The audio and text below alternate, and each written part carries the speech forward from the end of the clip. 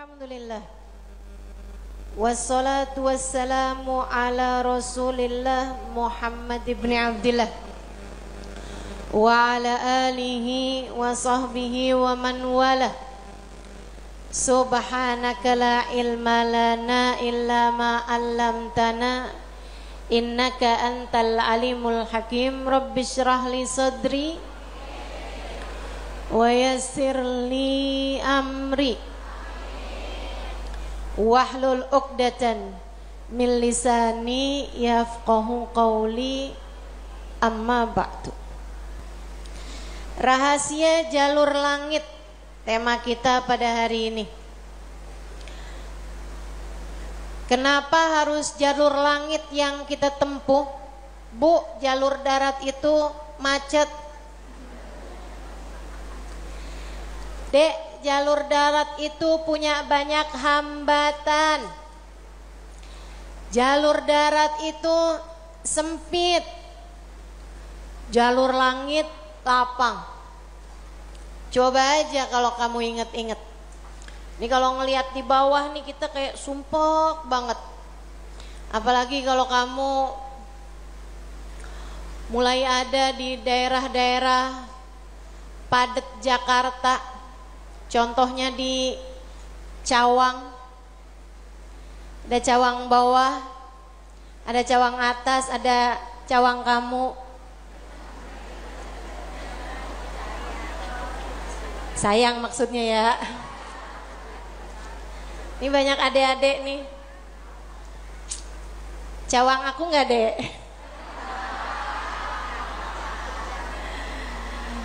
Masya Allah. Jalur darat ini suka sumpek, suka padat. Tapi kalau kamu naik ke atasnya gedung paling atas, terus kamu lihat arah langit. Pernah ngeliat kemacetan pesawat gak di langit? Gak pernah. Pernah lihat ada lampu merah gak di langit? Gak pernah. Jalan bebas hambatan, yang benar-benar bebas hambatan adalah jalur langit. Makanya perlu banget buat kita tempuh jalur yang satu ini. Jalur langit, jalur antara kita dengan Allah Subhanahu wa ta'ala, yang telah menamakan dirinya Maliki Yaumiddin, pemilik hari kebangkitan, yang telah menamakan dirinya Rabbil Alamin, Tuhan penguasa semesta, penguasa alam jagat raya, jalur bumi, jalur langit, semuanya Dialah sang penggenggamnya. Itu sebabnya Nabi kita Muhammad alaihissalam saat baru lahir di dunia nih, Dek, Nabi Muhammad waktu awal lahir ke dunia, tangannya rafi'an ilas sama, tangannya menunjuk ke arah langit. Sebuah isyarat bahwasanya beliau akan menjadi penghubung antara manusia dengan Allah Subhanahu wa ta'ala Tuhannya. Sebuah isyarat bahwasanya beliau akan menjadi perantara antara kita dengan Allah Subhanahu wa ta'ala sang pencipta. Jalurnya Allah, jalur langit, harus sesuai sama apa yang dipesankan, yang disampaikan sama Nabi besar Muhammad sallallahu alaihi wasallam, yang Allah mengatakan tentangnya, a'udzubillahi minasyaitonirrajim, qul innama ana basyarum mithlukum yuha ilayya. Qul, sampaikan kepada umatmu wahai Nabi Muhammad, ana basyarum mitlukum, saya memang manusia seperti kalian juga. Kalian makan, saya makan, kalian tidur, saya tidur. Kalian menikah, saya menikah. Kalian punya anak, saya punya anak. Saya sama kalian juga. Kalian sakit, saya juga merasakan sakit. Innama ana basyar, saya manusia seperti kalian. Sampaikan itu kepada umatmu wahai Nabi Muhammad. Akan tetapi yuha ilayya, jangan lupa saya adalah hamba wahyu. Telah diwahyukan kepadaku peta menuju jalur langit.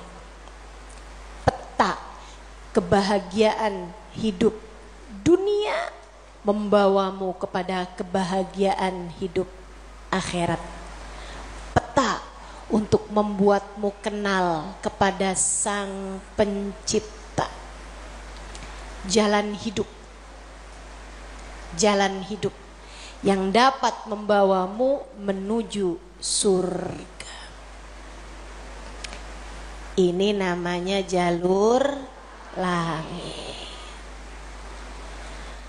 Yang paling rugi yang gak mau ngikutin peta ini.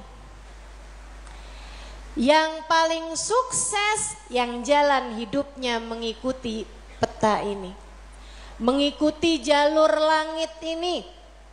Karenanya adik-adik, ibu-ibu, saudariku sekalian yang saya muliakan, izinkan saya di kajian ini menyampaikan padamu tentang bagaimana cara kita menempuh perjalanan menuju Allah Subhanahu wa taala lewat jalur langitnya.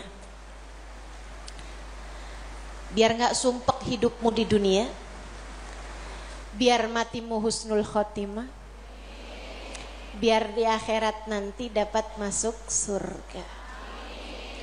Bukankah itu yang kamu mau? Bukankah itu yang kamu inginkan? Adik-adik, bukankah itu adalah cita-citamu? Betul? Bahagia di dunia, mati husnul khotimah, di akhirat masuk surga. Adakah keinginan lebih tinggi daripada itu? Adakah cita-cita lebih mulia daripada itu? Enggak ada. Mesti menempuh jalur langitnya. Karena surga adanya di langit.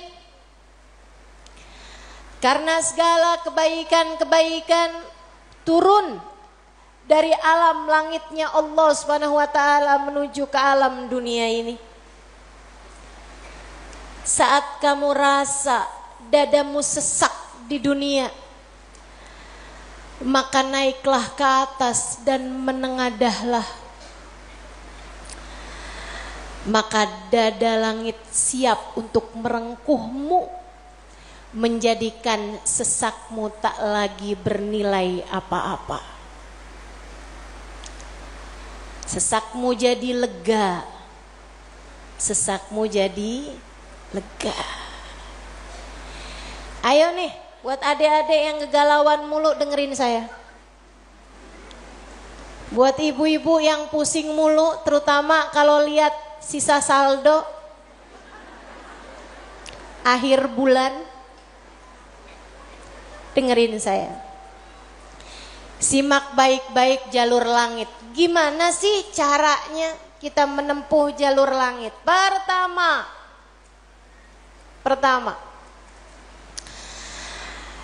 apa aja jalur langit yang bisa kita tempuh? Pertama,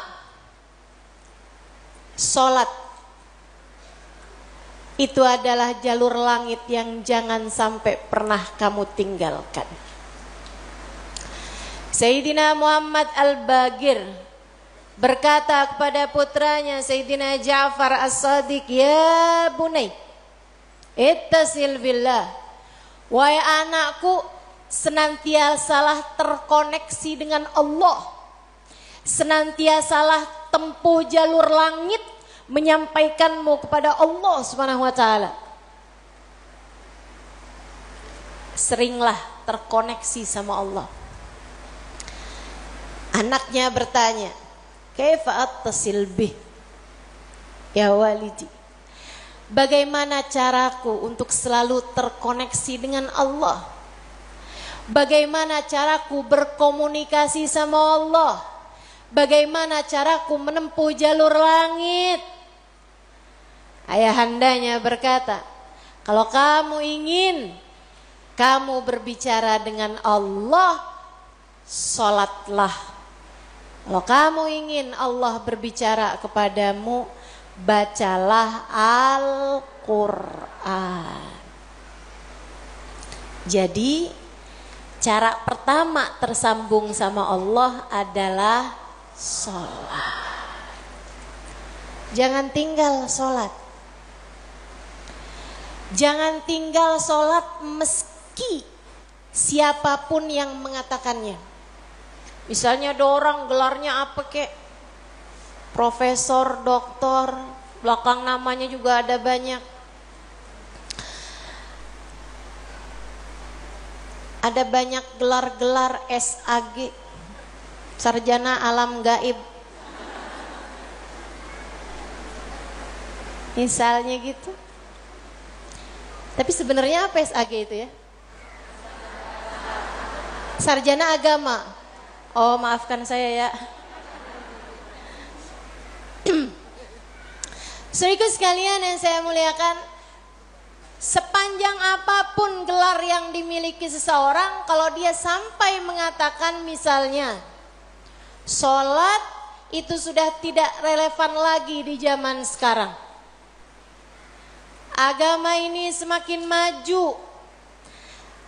Karenanya makna sholat bukan seperti yang disampaikan para ulama. Misalnya dia ngomong begitu, sholat itu tujuannya mengingat Allah, aqimis sholata lidzikri. Kamu kalau udah bisa ingat Allah nggak pakai sholat, ya itu udah cukup sebagai sholat. Nah nih, hati-hati. Ucapan-ucapan yang tidak bertanggung jawab semacam ini. Sholat itu kewajiban dari Allah. Allah yang punya jalur langit. Allah yang tahu bagaimana cara tersambung dengan Allah Subhanahu wa taala. Dan dia yang telah menamakan sholat sebagai sholat dari kata-kata wasala yasilu silatan, yang artinya adalah hubungan, tersambung. Orang yang punya sholat, menjaga sholatnya, dia akan senantiasa tersambung dengan Allah. Dia adalah orang-orang yang menjaga jalur langit. Komunikasi langitnya tetap tersambungkan. Jagain sholat. Dek, jagain. Tapi saya belum bisa khusyuk ustazah. Enggak apa-apa. Saya masalahnya kalau sholat suka ngelambiar pikiran kemana-mana ustazah. Sama. Saya juga sama, tapi nggak apa-apa. Jangan pernah tinggal sholat. Imam Ghazali bahkan menyebutkan salah satu penyebab kematian dalam su'ul khatimah, salah satu penyebab iman tercabut dari dalam hati di saat kematian datang, na'udzubillah min dzalik, nomor 1 tarkus sholah, meninggalkan sholat. Tiang agama kita. Siapa yang sholatnya benar, ibadahnya benar. Siapa yang ibadahnya benar, hidupnya benar. Siapa yang hidupnya benar, bakalan matinya benar. Siapa yang matinya benar, di akhirat dapat kehidupan yang menyenangkan. Karenanya mesti, harus, nomor 1 kamu benahi dalam hidupmu, jangan tinggal sholat. Sesibuk apapun kamu, sholat jangan tinggal. Dek, sedang mengerjakan aktivitas penting semacam apapun, sholat jangan pernah tinggal, Bu. Jangan pernah tinggal sholat. Sebab orang kalau lagi ninggal sholat, bukan hanya karena dia nggak mau sholat, tapi karena dia tidak diizinkan Allah untuk menghadap kepadanya, telah diputuskan jalur antara dia dengan Allah Subhanahu wa taala. Naudzubillah min dalik, jalur langit telah terputus darinya. Itu kayak punya HP tapi nggak ada sinyal, nggak bisa dibikin apa-apa HP-nya. Punya HP nggak ada sinyalnya, Bu, nggak ada kartunya, mau dipakai apaan? Mau dipakai ngulek sambel? Ya kan enggak gitu. Karenanya teman-teman sekalian, sholat jangan tinggal. Kamu kalau dibikin sama Allah dalam hidup nggak ngerjain sholat, kamu perlu menangisi hal tersebut. Kenapa gitu? Saya sering sampaikan, orang ketika sholat bukan hanya karena dia mau sholat, akan tetapi karena dia masih punya nilai di sisi Allah, sehingga Allah masih izinkan dia untuk menghadap kepadanya. Kamu pernah gak, Dek, sebel sama orang sampai gak pernah mau lihat mukanya? Pernah? Sekarang saya tanya sama ibu-ibu, ibu-ibu pernah gak benci banget sama orang sampai gak sudi lihat muka dia? Pernah? Pernah. Kita tuh kayak begitu, kalau lagi benci sama orang, sebel sama orang, ngelihat mukanya kita gak mau. Allah juga gitu. Allah kalau benci sama satu makhluknya, sama seorang hambanya, Allah gak akan izinkan orang tersebut menghadapkan dirinya kepada Allah dalam sholat-sholatnya. Dia kirain dia yang gak mau sholat, padahal Allah yang gak mau dia menghadap kepadanya. Telah diputus jalur antara dia dengan Allah Subhanahu wa ta'ala. Na'udzubillah min dzalik. Ada yang nanya sama saya, Ustazah, saya nih kan lagi belanja nih Ustazah, kan sibuk tuh kan. Belanja di mana? Di mall Ustazah. Boleh gak Ustazah saya jamak sholat saya? Lah, nge-mall di jamak sholat? Ada nih yang begini. Saya mau lihat di sini ada apa kagak nih? Belanja ke pasar, sholat udah sampai di jamak-jamak. Innalillahi.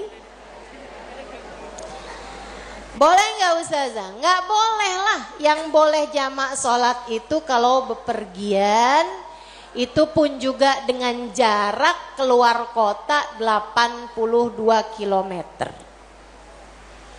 Tapi kalau kurang dari itu, nggak boleh mengerjakan jamak sholat. Katanya Nabi Muhammad, man jama'as shalah bi ghairi udrin faqad atababan min abwabil kabair.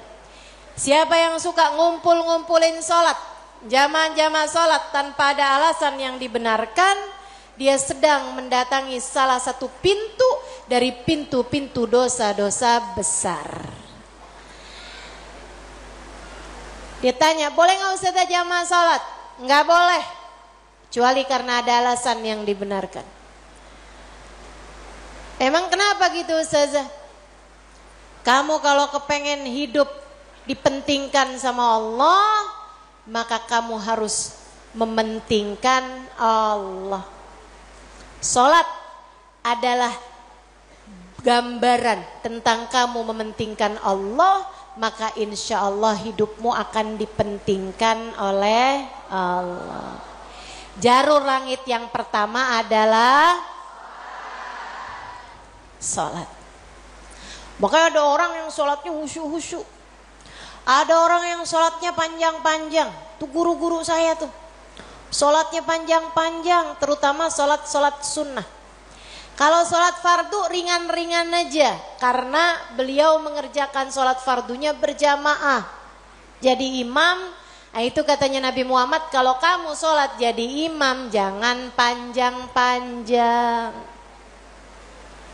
Tapi kalau kamu sholat sendirian, nah silahkan mau panjang kayak gimana pun silahkan. Kita kan suka kebalik-balik.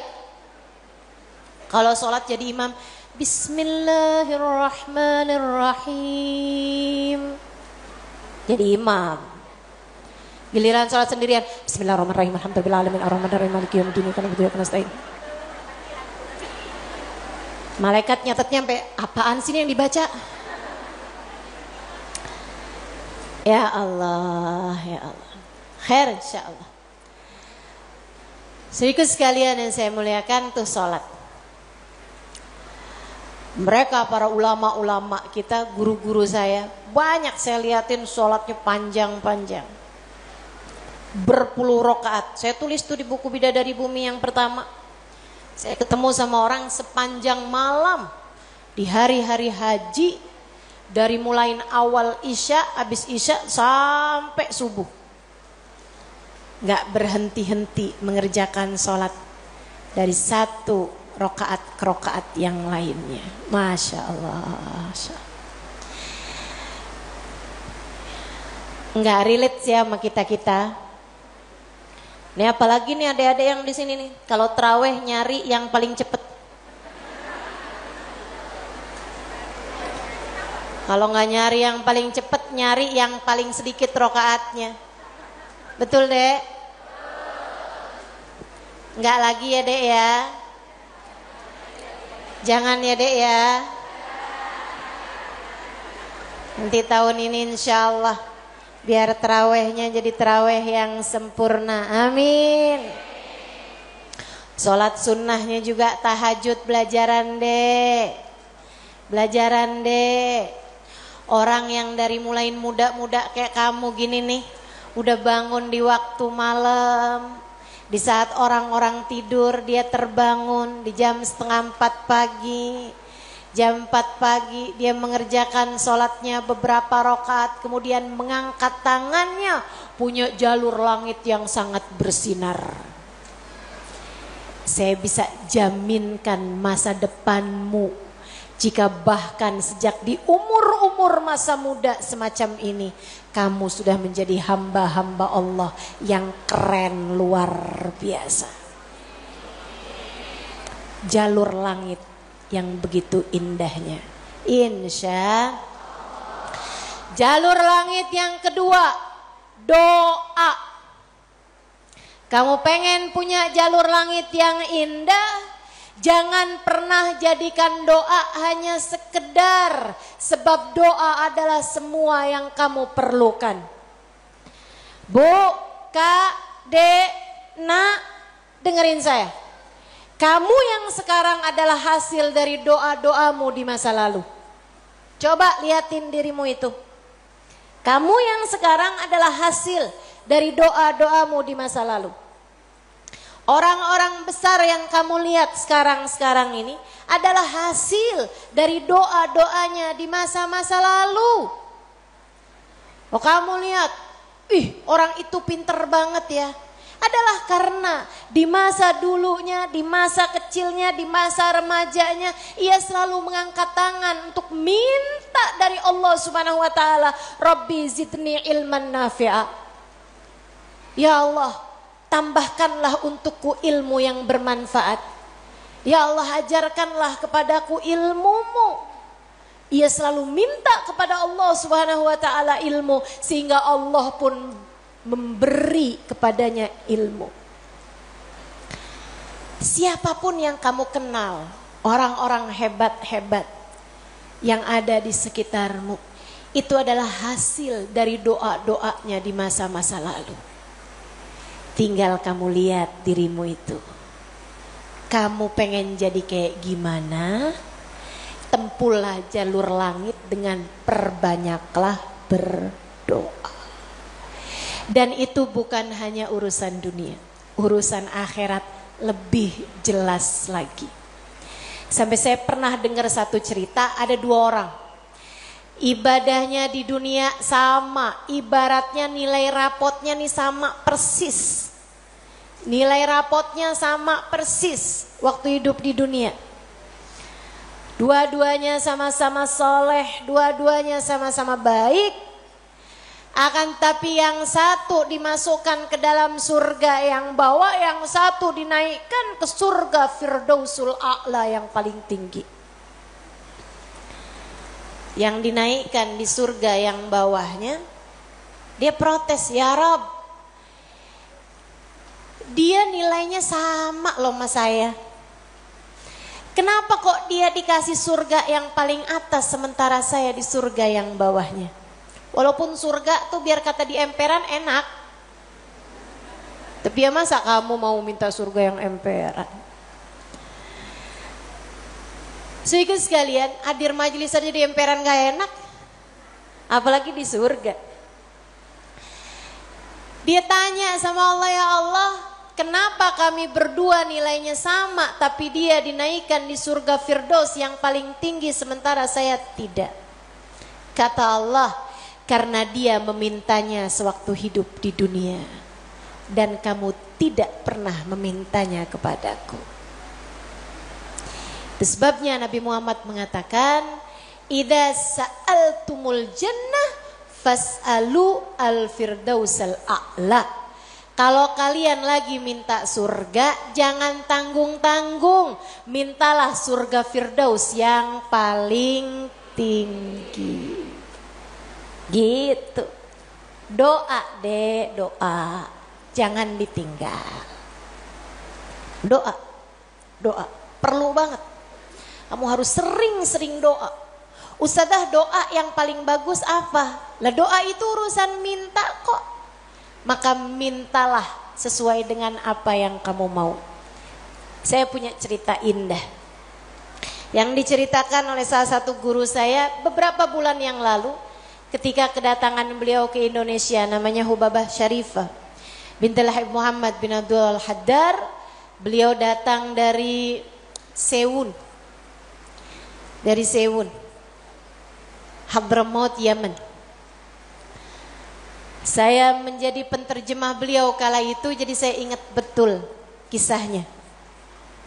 Salah satu dari kisah yang beliau ceritakan, kata beliau, ada seorang ibu-ibu datang kepada ayahanda saya. Ayahandanya seorang ulama terkemuka, namanya Habib Muhammad bin Abdullah Al-Haddar, guru dari guru saya, guru dari guru-guru saya, sekaligus ayah dari guru-guru saya. Ayahandanya Hubabah Syarifah, ayahandanya Hubabah Nur, ayahanda Hubabah Maryam. Habib Muhammad bin Abdullah Al-Haddar, pemilik Ribat Baydha di kota Baydha, Yaman sana itu. Sehingga sekalian, beliau seorang pendakwah, seorang yang mustajabud dakwah, yang doanya mustajab. Satu waktu ada seorang ibu datang dalam keadaan menangis terisak-isak kepada ayahandanya di saat Hubabah Syarifah sedang ada di sisi ayahandanya. Ibu tersebut bilang, Habib, tolong doakan anak saya, Bib. Anak saya bandel sekali, Bib. Saya susah banget. Ajakin dia sholat susah, ajakin dia kerjain kebaikan susah. Anaknya bandel, gak mau denger apa kata saya. Tolong saya, Bib, doakan anak saya, apa yang harus saya lakukan. Beliau kemudian berkata, Bu, ibu kepengen anak ibu jadi anak yang soleh. Iya, Bib, pengen banget, Bib. Ibu, doa seorang ibu untuk anaknya setara doa Nabi bagi umatnya. Maka doamu untuk anakmu lebih mustajab daripada doa siapapun untuk anakmu.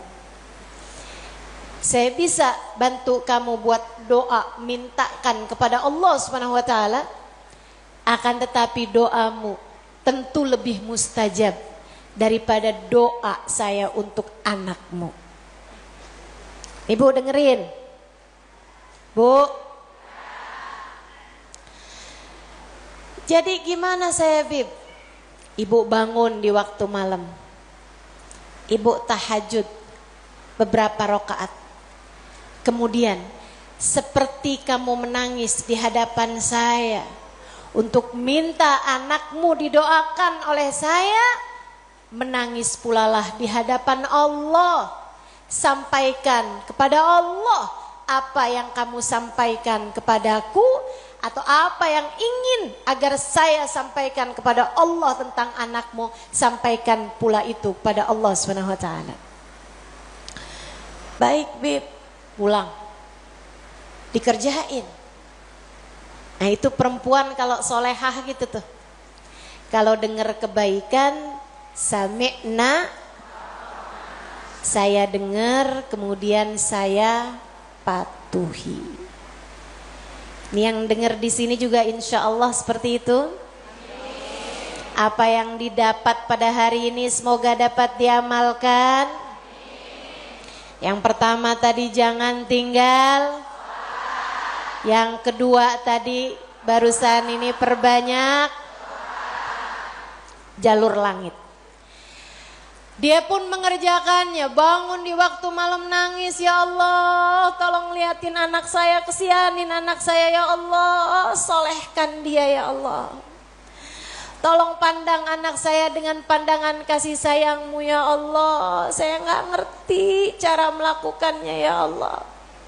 Seperti mana engkau telah menjadikan anak-anak dari hamba-hambamu yang soleh salehah. Kau jaga mereka, jaga pulalah anakku ya Allah. Jauhkan dari segala dosa-dosa. Jauhkan dari segala kejahatan-kejahatan. Tolong jaga anak saya ya Allah. Terus didoain, anaknya didoain, anaknya doain anaknya. Malam demi malam, malam demi malam. Dan Bu, Kak, Dek, Nak, doa itu bukan instan. Doa itu tidak seperti kamu nyeplok telur. Kamu nyeplok telur sekarang, mateng sekarang. Enggak gitu. Enggak gitu. Doa itu Allah mau lihat kesungguhan hatimu dalam meminta. Perlu waktu yang sering kali, tidak sebentar. Sebab Allah mau melihat kesungguh-sungguhanmu. Karenanya kalau doamu belum diijabah, jangan menyerah. Dek, kalau doamu belum diijabah, jangan nyerah. Kamu masih sangat mungkin untuk diijabah doamu selagi kamu tidak berhenti berdoa. Ingat-ingat ucapan saya. Kamu masih sangat mungkin untuk diijabah doamu itu selagi kamu tidak berhenti berdoa. Doa terus. Kata Hubabah Syarifah, setahun, 2 tahun, 3 tahun, 4 tahun, 5 tahun, 6 tahun. Kemudian anak yang dulu pernah membuat ibunya menangis karena kenakalan anak tersebut, karena ketidaksolehan anak tersebut, sekarang telah menjadi seorang anak yang dapat membuat ibunya tersenyum bangga. Di usia-usia hampir 20-an tahun, anak tersebut menjadi anak paling soleh di kampungnya, hafal Al-Quran 30 juz dengan 7 bacaannya, qiraatus sab'ah. Anak yang jauh dari kenakalan-kenakalan remaja, anak yang dekat dengan para ulama, anak yang mengetahui banyak ilmu agama, anak yang menjadi sangat soleh, idaman semua para orang-orang tua. Jangan nyerah, jangan nyerah. Jika kehidupan membuatmu tersungkur, itu adalah waktumu untuk membenamkan dirimu dalam sujud-sujud panjang kepasrahan kemudian kamu langitkan doa hingga Allah mengijabah doamu itu. Saya ulangi, jika badai kehidupan membuatmu jatuh tersungkur, itu adalah saat yang tepat untukmu membenamkan wajahmu dalam sujud-sujud kepasrahan. Kemudian kamu langitkan doa-doamu, berbisik di bumi, namun suaramu didengar hingga ke arsy.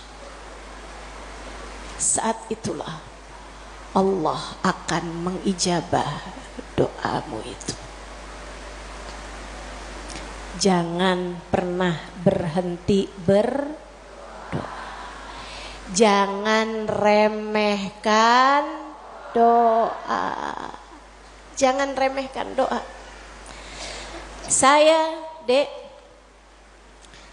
pernah muda juga kayak kamu. Ya masa lahir langsung gede gini. Sewaktu saya remaja, masuk umur 12 tahun, 13 tahun, sebelum balik bahkan saya udah berada di pondok pesantren. Jadi saya itu gak pernah ngalamin masa belum berjilbab sebelum balik.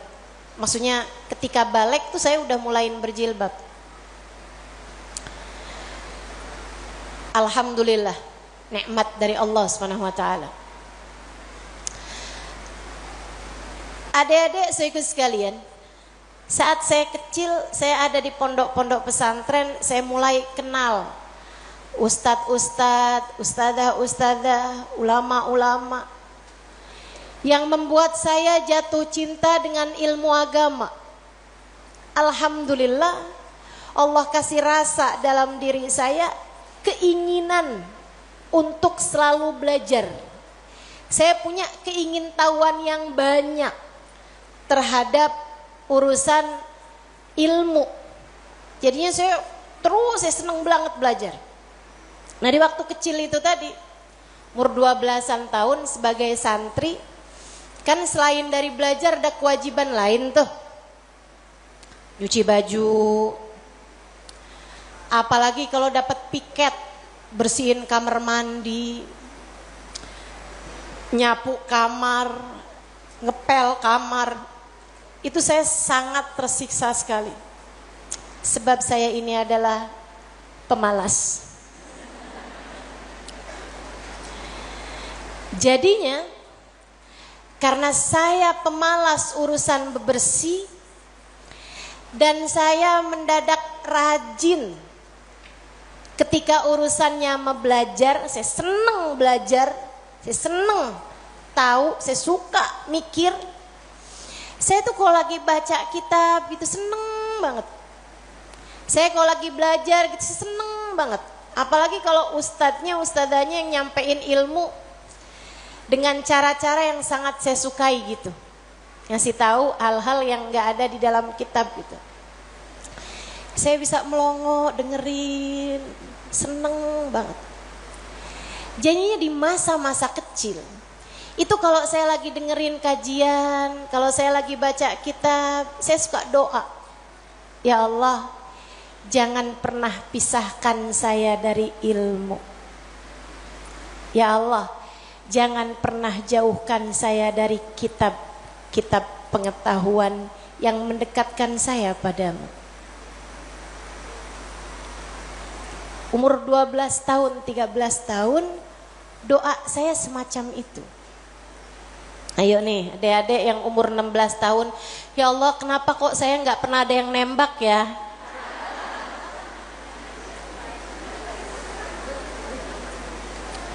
Kata Allah, ya karena aku sayang padamu, karena aku berkehendak untuk menjagamu gitu. Ini malah dipertanyakan, saya kurang cakep apa ya? Kok gak ada yang naksir sama saya gitu? Siapa kek, tukang kebun, satpam sekolah? Jangan ya dek, jangan. Kalau kakak kelas boleh Ustazah, jangan juga. Jangan pacaran. Adik-adik saudaraku sekalian, sebaliknya ketika saya mulain, kalau saya lagi nyapu, saya lagi nyuci baju, apalagi kalau saya udah mulain harus nyikat kamar mandi, rasanya saya keberatan sekali. Saya sambilan nyikat kamar mandi sambil doa, ya Allah yang beginian saya nggak usah dikasih dong. Ya Allah selamatkan saya dari hal-hal yang semacam ini. Alhamdulillah, alhamdulillah. Saya habisnya itu juga mondok-mondok pesantren, tapi bisa dihitung dengan jari waktunya di mana saya harus nyuci baju, di mana saya harus ngepel, di mana harus nyapu gitu. Kayak alhamdulillah, saya punya banyak orang-orang yang mau mengerjakannya buat saya. Alhamdulillah. Allah bakal kasih. Kata Allah Subhanahu wa taala, "Ud'uni astajib lakum." Mintalah kepadaku niscaya akan aku ijabah. Minta, doa, jangan berhenti berdoa. Ayo adik-adik, kamu punya panjang masa depan insyaallah. Umurmu mudah-mudahan masih tersisa panjang insyaallah. Jangan sesali dengan di masa tua kamu enggak dikasih hal-hal besar dalam kehidupan karena kamu tidak pernah memintanya kepada Allah. Minta, ya Allah, pandanglah aku dengan pandangan kasih sayang-Mu. Ya Allah, seperti mana Engkau menjaga hamba-hamba-Mu yang soleh-solehah, tolong jaga saya juga ya Allah. Dek, minta sama Allah. Saya serius berkata padamu, dengarkan saya. Saya menyampaikan nasihat sebagai orang tua kepadamu, Dek, kepadamu nak. Minta sama Allah, yang dekat sama Allah. Karena kalau kamu merasa, kok saya punya orang tua nggak terlalu sayang ya sama saya. Kamu tahu nggak? Kenapa dalam hidup kamu seringkali merasa bahwa orang tuamu nggak cukup sayang sama kamu, guru-gurumu sepertinya nggak sayang sama kamu, teman-temanmu kayaknya meninggalkan kamu. Kenapa Allah kasih rasa kayak begitu dalam hati kamu? Saya kasih tahu, saat Allah membuat hatimu patah dari berharap kepada manusia, itu adalah cara Allah untuk mengenalkan kasih sayangnya yang tak terbatas padamu. Dekatilah Allah. Orang lain mungkin merasa bosan denganmu, tapi Allah tidak. Allah tidak. Allah tidak akan bosan denganmu kecuali jika kamu yang bosan dengannya. Allah tak akan meninggalkanmu kecuali jika kamu yang meninggalkan Allah. Maka atas nama cinta saya sampaikan padamu, Dek, dengerin saya. Bu, dengerin saya. Atas nama cinta saya sampaikan padamu, jangan pernah tinggal Allah. Yang dekat sama Allah, mintalah terus kepada Allah. Mintalah terus kepada Allah. Minta pandangan kasih sayangnya tertuju padamu. Minta Rahman Rahimnya, rahmatnya Allah kasih kepadamu. Minta agar dalam keadaan apapun Allah tak pernah berhenti menyayangimu. Mintalah, mintalah. Permintaan yang tak akan pernah kamu sesali. Gak usah minta, ya Allah, jangan biarkan orang tua saya meninggalkan saya. Gak usah, gak usah. Kamu Bu, jangan minta, ya Allah, jangan biarkan hati suami saya berpaling dari saya. Kamu mau minta juga terserah. Tapi yang saya sampaikan padamu adalah bahwa hal yang semacam itu bisa kamu syukuri, bisa pula kamu sesali. Akan tetapi kalau kamu tidak ditinggalkan oleh Allah, sampai kapanpun tidak akan pernah kamu sesali.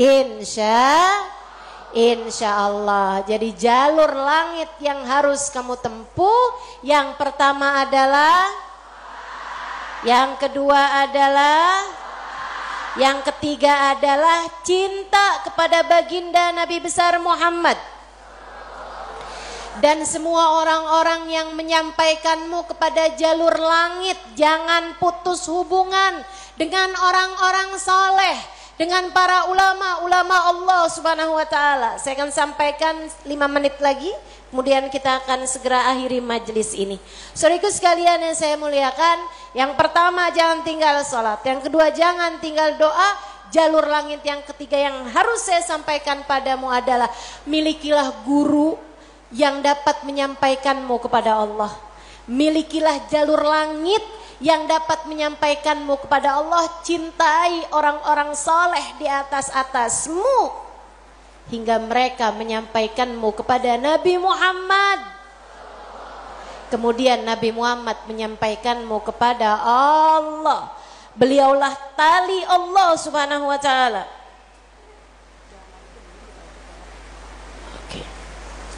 Beliaulah tali Allah subhanahu wa ta'ala yang terbentang kepada kita sekalian. Mudah-mudahan Allah subhanahu wa ta'ala senantiasa menyampaikan kita kepada Allah subhanahu wa ta'ala lewat jalur langit yang benar, jalurnya baginda kita Nabi besar Muhammad sallallahu alaihi wa ala alihi wasallam, manusia yang paling penuh kasih kepadamu. Andai kamu tahu seperti apa sayangnya Nabi Muhammad kepadamu, niscaya air matamu akan senantiasa meleleh karena rindu padanya. Andai kamu tahu seperti apa cintanya Nabi Muhammad kepadamu sebagai umatnya, niscaya kamu akan menyibukkan dirimu bersolawat kepadanya, dan itu adalah merupakan salah satu dari tangga-tangga yang mendekatkanmu padanya. Andai kamu tahu seperti apa cintanya Nabi Muhammad dan pengorbanannya kepadamu, niscaya kamu tak akan berharap cinta manusia selain daripada cinta Nabi Muhammad sallallahu alaihi wasallam. Maka 3 jalur langit ini kalau kamu tempuh, kamu tidak akan pernah tersesat jalan. Kamu akan sampai di tujuan. Peta kehidupannya menjadi terbaca dan kamu akan melangkah tanpa keraguan. Jika 3 jalur langit ini kamu tempuh, dari sholat tidak ada yang kamu tinggal, dan kamu tambahi dengan ibadah-ibadah sholat-sholat sunnah pula, terutamanya di keheningan malam, di sepertiga malam yang terakhir. Juga doa. Dalam keadaan apapun kamu memperbanyak berdoa. Saat kamu bersama dengan orang-orang saleh, saat kamu duduk di majelis-majelis ilmu adalah saat yang begitu indah untuk kamu berdoa meminta kepada Allah Subhanahu wa taala Jalla Jalaluhu wa ta'ala azamatu. Kamu jadikan doa tidak hanya sekedar, melainkan semua yang kamu perlukan. Kemudian besar cintamu kepada baginda Nabi besar Muhammad sallallahu alaihi wasallam, maka itulah 3 dari rahasia jalur langit yang dapat saya sampaikan kepadamu. Jika ketiganya benar-benar kamu amalkan hingga kamu mendapatinya dalam kehidupan, niscaya kamu akan sampai di tujuan. Bahagia hidup di dunia, mati dalam husnul khatimah. Di akhirat kamu akan diperkenankan masuk ke dalam surga tanpa hisab, tanpa adab, birahmatika ya arhamar rahimin wa bijudika ya ajwadal ajwadin innahu waliyyu dzalika wal qadir alaih.